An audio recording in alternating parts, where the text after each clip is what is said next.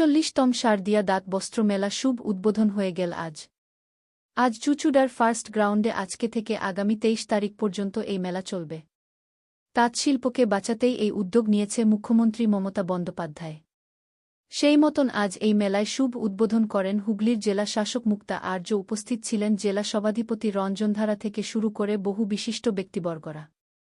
এর পাশাপাশি আজ এই তাঁত মেলাতে এসে উপস্থিত হয় হুগলি লোকসভা কেন্দ্রের সাংসদ রচনা বন্দ্যোপাধ্যায়।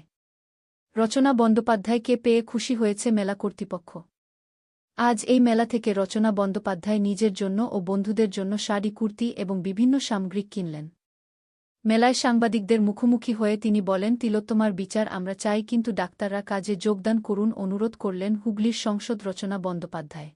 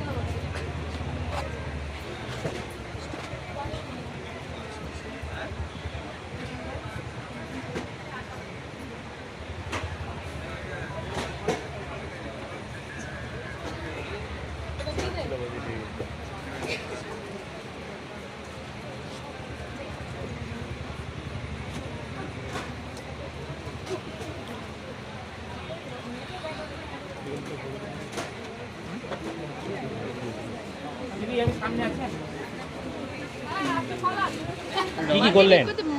মেয়েরা মার্কেটিং করবেন এরকম হয়। ব্যাগ কিনলাম, জুটের ব্যাগ কিনলাম, গামছা কিনলাম, সালোয়ার কামিজের কাপড় কিনলাম, সব রকম নিয়েছি। এক কথাতে মেয়েদেরকে কি বলবেন, তাঁত শাড়ি ব্যবহার করার পক্ষে কি বলবেন, কি বার্তা দেবেন? শাড়ি তো মেয়েদের ঐতিহ্য, মেয়েরা তো শাড়ি পরেই সুন্দরী।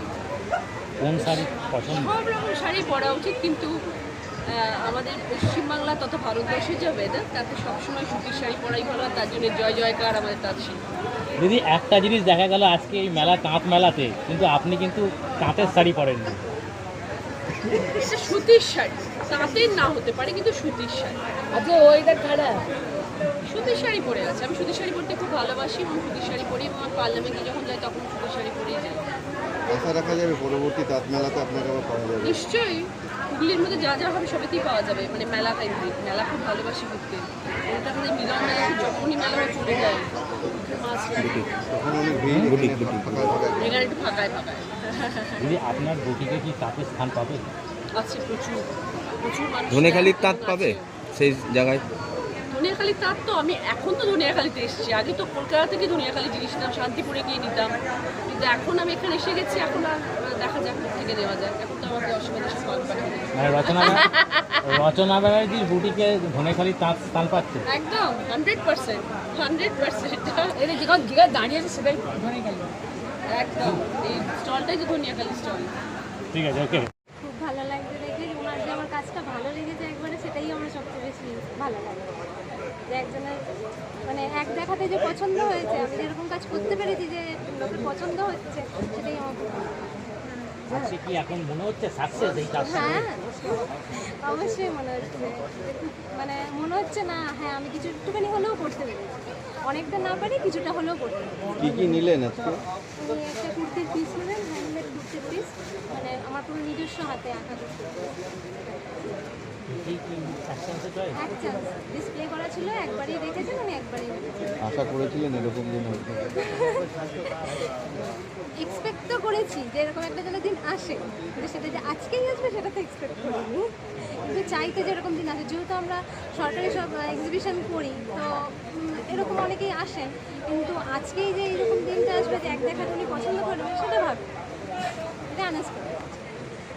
কি না আপনার?